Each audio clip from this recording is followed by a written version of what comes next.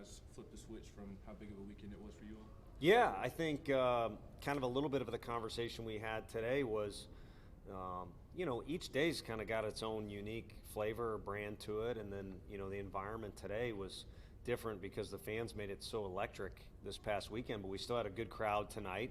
A team that's given some other, Power Five schools or whatever you want to call it fits. So there was plenty on our plate, but the guys put their own little spin on it and had really good energy, and if anything, kind of rode that wave from the weekend into today. 9 different pitchers all through, no walks. Just how happy is Frank with that?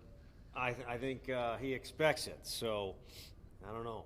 Maybe he gets happy every now and then. He's hiding it from me, but I think part of the plan is for him to have them in a good position to do that. And of course, he's calling pitches too.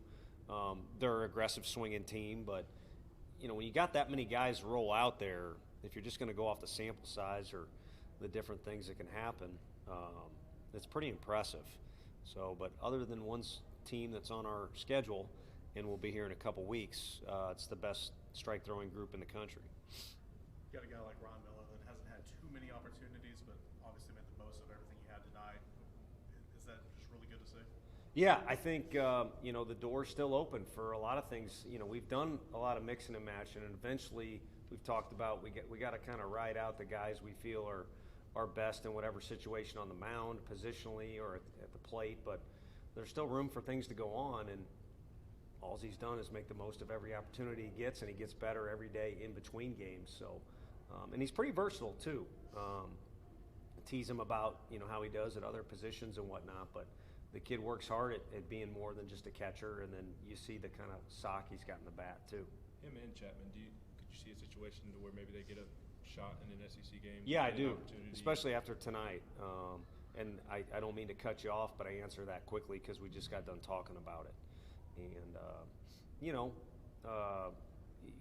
you don't know what would happen or what, wouldn't happen if this guy was in this spot or this guy, the bottom line is, a player, you need to get better every day. You need to be ready when your number's called, and then you just need to enjoy it. And I think both those guys have done that again anytime we've given them the opportunity. And I certainly trust both of them on the bases for the most part defensively. Like I said, with Ryan Miller, it just kind of depends on where you put him position-wise. But both of them got as much sock in the bat as you'd want. And they're both guys, too, with some quick twitch to them. I mean, the one thing that happens in our league is everything kind of speeds up a little bit in some categories at least, and in particular with velocity and things like that. And that's something those guys can handle. What has led to more Cal starts behind the plate over the past couple weekends? Yeah, I mean, I think really those three guys are equal in a lot of categories, and then there's one category where you'd rank somebody separate from the others. But if you're just going to go with the overall vibe, he's given us a lot of energy and enthusiasm back there, and he's done a good job of just kind of managing situations, whether it be a defensive play or getting a pitcher to work with him in sync. So it's just been a good vibe, to be honest with you. And he's got the capability too of running one out of the park or just get on base by hit by pitch. A versatile hitter. I mean, I don't think he isn't capable of doing anything you could come up with offensively, but the main thing is behind the plate, just kind of the overall vibe. Why'd y'all decide to bring Simo in the middle of the game and not start him? Just kind of, something that stems maybe from, similar to what we did with Jazzy when he filled in well for a guy. I mean, Kendro got our offense going technically, or at least the first RBI, and played really well on the defensive end of things. So wanted him to be rewarded for that. And, I think, too, as we get into these midweek games, you got to be on the hunt for as many wins as you can, in particular this time of year. But we also kind of sit up in the office and figure out if Plan A happens, how would we kind of want to manage guys. How confident are you that the way this team's played the past few games will carry into this next weekend? I like being at home. I can tell you that. I think the thing that I'm encouraged by is that they kind of started to create some trends. We were talking about that after the game on Sunday. So my confidence lies in the fact that if they kind of continue down the path they are of the team bonding thing or chemistry or environment, everything that goes under that umbrella, then I will feel much more confident in the dugout. So that's kind of where my focus is them kind of maintaining the attitude and the energy that they've had. And it's a little different. It's a quirky group, fun, but when they're more relaxed and they're playing and they're kind of playing their game, not trying to, be pleasers.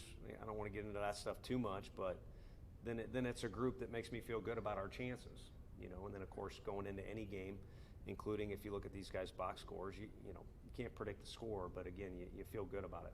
First Thursday series for your new look rotation. Will those guys shift up a day? Yeah, I believe so. Lindsey, 2 weeks in a row now, could have went longer. And then the other two guys, it was nice that they got to 100 pitches, I believe, for the first time this year. So you could say on one hand, they got to 100 pitches, are they good to whatever. Well, 1 day is not that big of a difference on the short rest, but in particular, those two guys, probably all of our pitchers, to be honest with you, Kirby's had a ton of appearances, but not a lot of output on the inning. There's probably a lot of guys that are looking at me saying, give me more.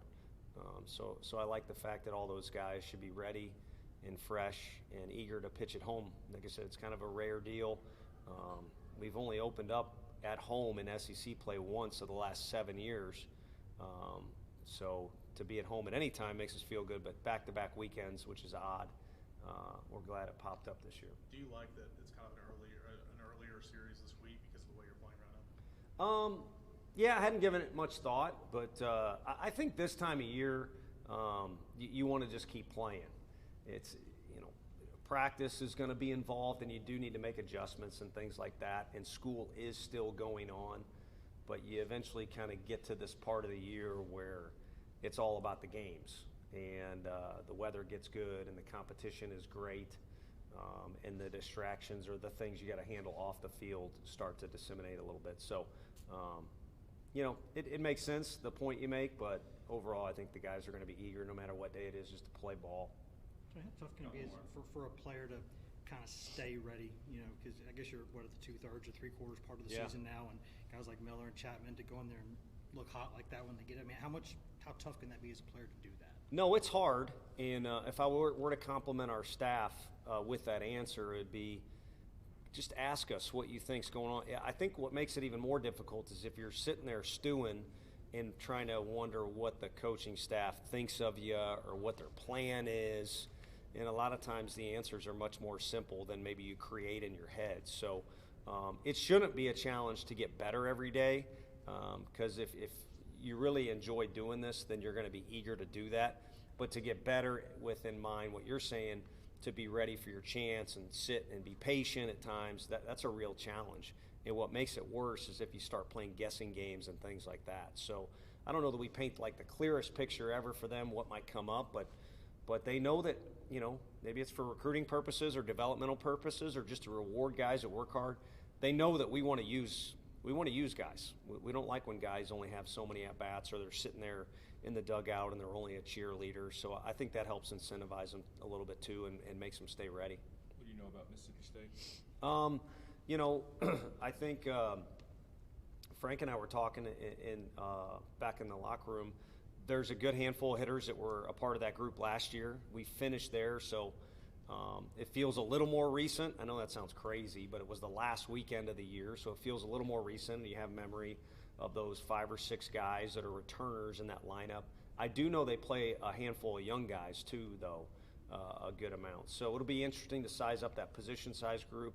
And then, you got the pitcher, ambidextrous pitcher. I'm glad I didn't say amphibious. Ambidextrous pitcher and, some other guys, too, that we know from the recruiting grounds.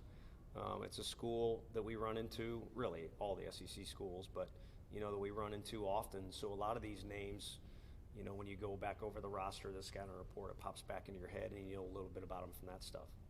Do you think guys maintain that kind of fun attitude if maybe you get rattled on a Thursday night?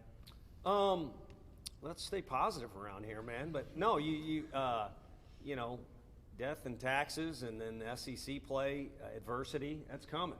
So you make a good point. And it could just be one call, or it could be the scoreboard, or it could be, heck, it could be anything. Scouting report says this guy's stuff is like this. All of a sudden, he added a new pitch or something like that, and we don't have it. So it can come in a lot of different forms, and that challenge is on the table. I haven't made that big of a deal about it. I think we're deep enough into the year, and we've kind of taken enough blows or had enough adversity that they know it. That the challenge is, can you maintain a good energy and ride that wave a little bit, like I said, when it's going well, and when it's not, can you take a deep breath or just help your teammate, whatever you got to do to steer the ship so it's going back on the course that you want it to. Thanks, Coach. Thanks, everybody. Thanks, Tony. Yeah, thank you all.